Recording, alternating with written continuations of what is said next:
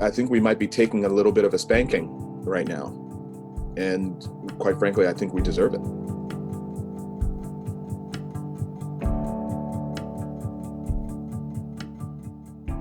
But it could potentially be a symptom of how we've treated the planet itself and the planet trying to self-correct. I think there's kind of a really interesting thing happening because us being forced to stay inside means that we have the opportunity to examine what's inside. And I think that's another part of it that's kind of freaking people out, is all of the noise of regular life is having to fall away a little bit because you're at home and you can't go do the things you normally do, right? I find this period super fascinating. As challenging as it is, I think it's this grand experiment that's kind of universally mandated, if you would. And what it's done for me is it's allowing me to explore the depth and breadth of my creativity, right? And really appreciate it, because in the day-to-day, you're running around, you're trying to make money, you're trying to do this thing, that thing, or the other thing.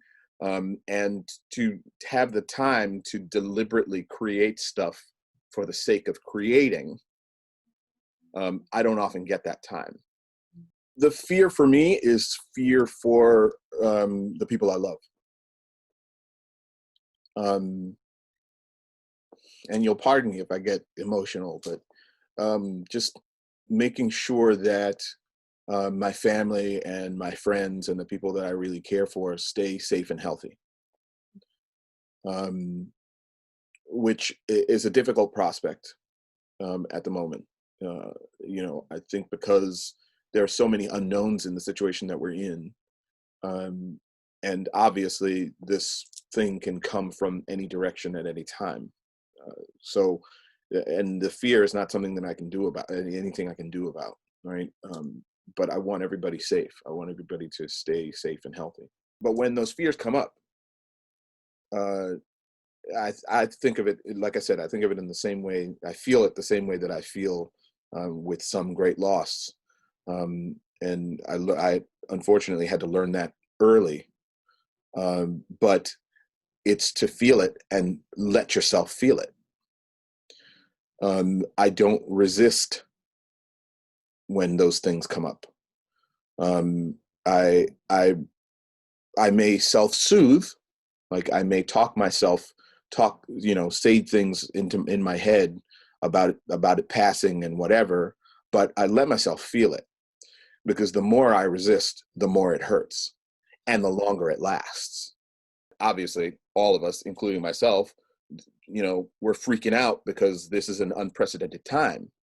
But at the same time, the creative thinkers, the people who can think outside of that box, are looking for other ways to look at it, other perspectives. And that's just because, as a creative thinker, I've been saying that recently, that's your true north. True north is to look for another way to think about it, which is really, really, really advantageous in a time like this. We have opportunities to come out of this appreciating teachers more, appreciating our families more, appreciating what's important more. On a even grander scale, we have the ability to and the opportunity to appreciate the planet and our relationship to the planet. I think that this whole thing is symptomatic of how we treat the planet, and not having the understanding and or having too much arrogance about our place on this planet, our power on this planet, not realizing that the planet is far more powerful than we are, not understanding that our hubris is really dangerous, not for the planet itself, but for us as a species. In this time, I would like to offer that people explore their creativity. you have time to do things that you don't ordinarily think you have time to do. And it doesn't matter what that is. It doesn't matter if you're creating a garden, if you're growing your own food, if you're, painting a masterpiece or painting a crappy painting, um, whatever, or making a quilt or whatever. But take the time to explore the beauty of your creativity. I think that is something that's practical, that's easy to do.